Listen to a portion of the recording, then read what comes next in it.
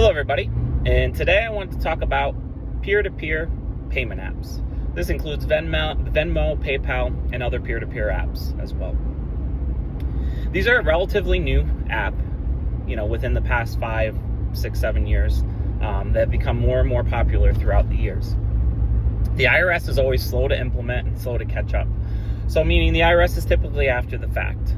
So what ended up happening is the apps are great for when you're, looking to share a check, share expenses amongst friends and family. You frequently want to share rent, you want to share, you go out to dinner and one person pays the bill and you want to send, instead of carrying cash, you're able to just send payment through these particular apps. That's the main purpose of what they were originally intended for. And then they expanded out into businesses, and businesses also expanded into this utilizing of these apps as they were more of a cash transaction app. So meaning, if you wanted to collect cash and you didn't want to have to pay the credit card processing fee, you were able to go on ahead and do that, and then you also would not receive a 1099. So even though businesses are required to report all income they received, regardless whether you receive a 1099 or not for it, that be including cash, checks, anything else, you are required to report everything. I think a lot of businesses look to get around the fact of reporting 100% of their income. Again, not 100% right, as the IRS does state that all income received is to be reported on your tax return. So what was happening is that there was businesses and other individuals that were signing up for Venmo and selling goods and services and collecting payment for these goods and services. And some of them were reporting it, while others were not necessarily reporting 100% of the income received for these particular goods and services. So IRS, again, of course, it takes them a little bit of time to catch up with things, and they adjusted the rules and the regulations. And I'm sure, as everybody has heard within the news over the past couple of years, is that this has been talked about for a few years now. They wanted to go to $600 early on. But the issue with that is that, again, these apps did not necessarily have the capacity to go back and determine what was a personal expense versus what was going to actually be a payment for goods or services. So there was a lot of pushback, and the IRS ended up delaying it. So for tax year 2024, the amount that's going to be there is going to be for $5,000, and there's no minimum transactions.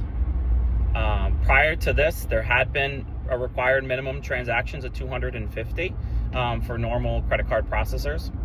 But again, once the Venmo and the peer-to-peer apps came out, this minimum number of transactions has since gone away. So basically, it's just strictly based on the dollar amount, irregardless of how many transactions you receive on a monthly basis or on an annual basis for that matter.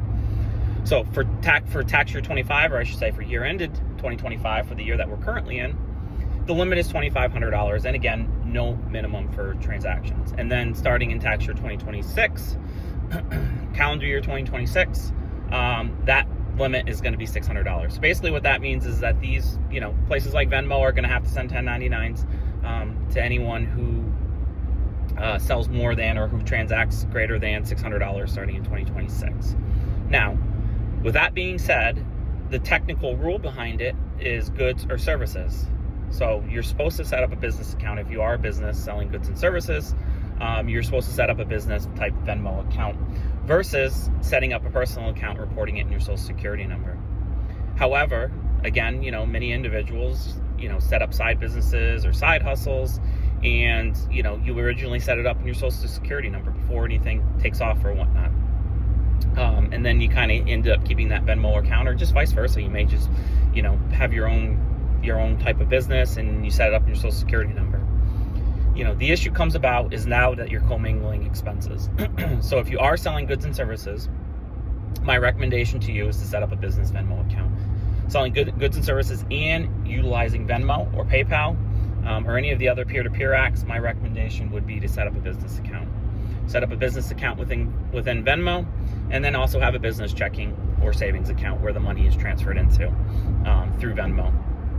If you utilize a Venmo debit card, again, just make sure that's set as a Venmo business account.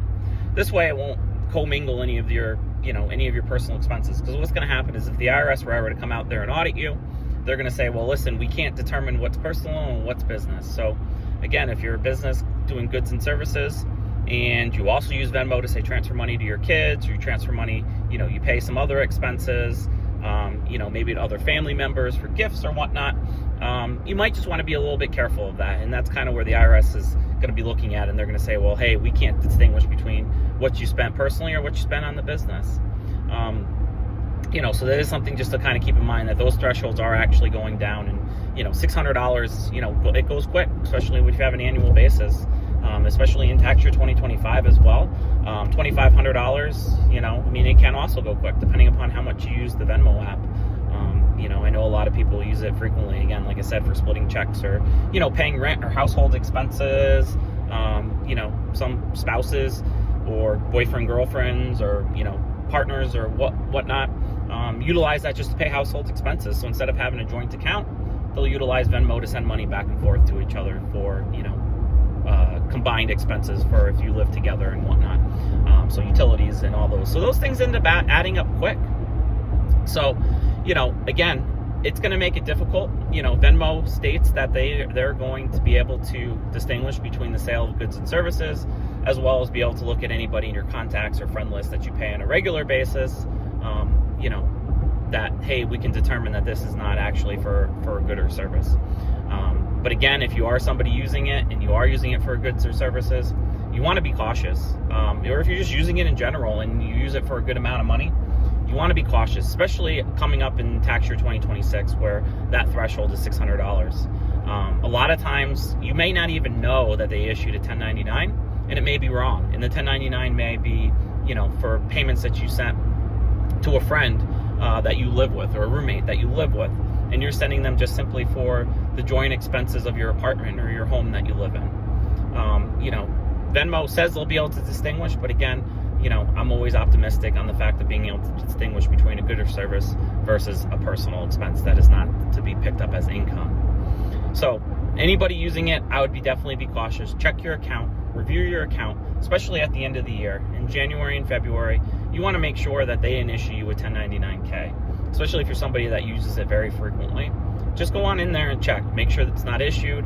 I've heard of many occasions, it's been more so with PayPal, similar situations where individuals had set up a PayPal account for, maybe an organization, they're running a charity, and, PayPal requires you to set a social security number in there, and they put their social security number in there, and then the threshold was exceeded, so therefore PayPal sent them a 1099-K, and they didn't realize it. And, you end up getting a notice a year to 2 years later, because again, like I said, the IRS is slow at catching up, as well as slow in sending notices. So you just kind of want to be cautious. You want to be extremely cautious when using the apps. I always just say, make sure you check your account. So what happens if you do receive a 1099 from one of these organizations or one of these companies, at the end of the year? You can try to call them, and you can try and work it out with them and explain to them, like, hey, this was for, personal expenses. It was not for goods or services being transferred. Again, odds that they're going to amend it is probably pretty slim, as it's not really up to their, they try to, within their system and utilizing AI and whatnot, to distinguish between anything that may be a good or services versus just paying, personal expenses. So again, like I said, if their system says that it's a goods or service, they're probably not going to amend it. So what you're going to have to do is you're going to have to report the income on your tax return, and then you're going to have to go and take a deduction from income as on the other line, and you're going to have to put a description in there for what it's for. And I would put a description in there saying this is for payment of rent or payment of personal expenses within, friends and family, and deduct that income off your return. If you don't report the income on your return, you will ultimately get an IRS notice. You may not get it within the first 6 months, but it'll probably take them a year, year and a half, sometimes even up to 2 years, but they will eventually catch up. And when they compare their records to what you had reported, it will ultimately end up coming in. So again, you just want to make sure that you're reporting that. It's easier to report it now than it is to go back and amend the return. Or if the IRS comes up with it, they're just going to say, hey, well, you know what, you received $5,000. You owe us whatever your effective tax rate is of that $5,000. And you also owe us interest and penalties from whatever the date that payment was due. So 4/15 of whatever the particular tax year that payment would have been due. So it's just something to kind of avoid altogether, because you're gonna look open yourself up to a little bit more suspicion. Going back and amending the return, you're going to have to go back and forth with the IRS potentially. Again, I said it in all my videos, is I like to limit the amount of touch points with the IRS. I'd rather like to be exercised on the side of caution. So now how you exercise on the side of caution, again, is through checking your account and making sure no 1099-K has been issued within your account.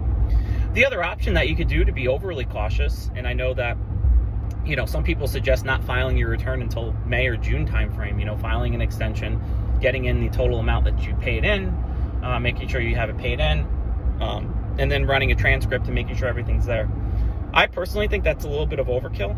I think if you know your particular tax situation, even if you're a business that receives 1099s, as long as you know your tax situation and you keep good books and records of all the income that you received, I don't see a reason why you can't file your tax return, by the due date. You can always pull that transcript after the due date and compare it to your filed tax return. And if at that point in time it's like, hey, you know what, you got to amend your return because, you underreported income by like $10,000, then you go and you amend your return. But I mean, the odds are you may have underreported your return by $5,000, $500 to $1,000, if even that. I mean, you probably overreported your income, as a lot of companies may not send you 1099s if you are self-employed with a Schedule C or even, partnership, C Corp or S Corp. A lot of times they won't send you 1099. So you're probably, as long as your records are pretty decent, you'll probably be good as far as reporting your income. So that's why I always say, chances are you probably won't have an issue with it.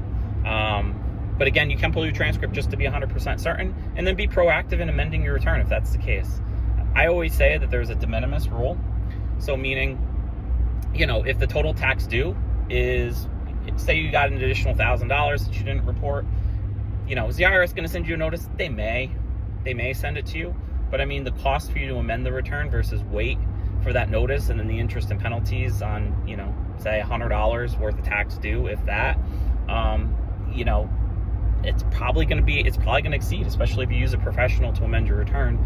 It's probably going to exceed that amount to amend it. So a lot of times the IRS will send you a notice, and the notice will say, okay, we noticed a discrepancy and we've updated your tax file. You owe us XYZ dollars, or, we have applied part of your refund for whatever XYZ. So that's why I always say there's a level of a de minimis rule. So again, make sure it makes sense. Like, I wouldn't amend a return for a $50, 1099 interest that you receive, or, just for whatever reason, because some organizations send 1099s and they're over cautious on it, meaning like they'll send it to like everybody, even though you're below the dollar threshold. So again, just going forward into the up and coming years, just to recap everything, if you're an individual, this is also important and also applies to you.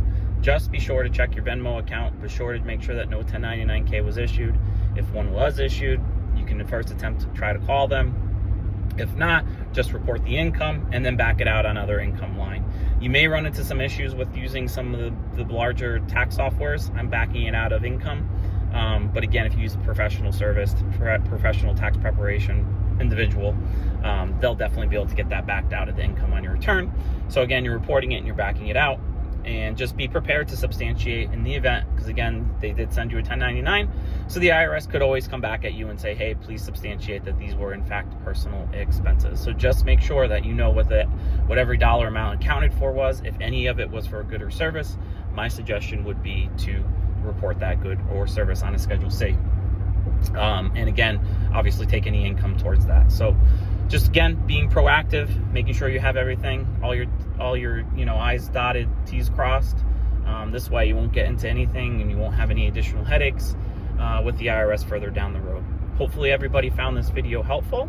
If you don't mind liking, subscribe, share, I'll continue to post videos that I feel that are helpful. So if you have any suggestions or comments that you want me to dig in a little bit deeper, happy to do so. Just go on ahead and leave it down below in the comments. Thanks again, everybody.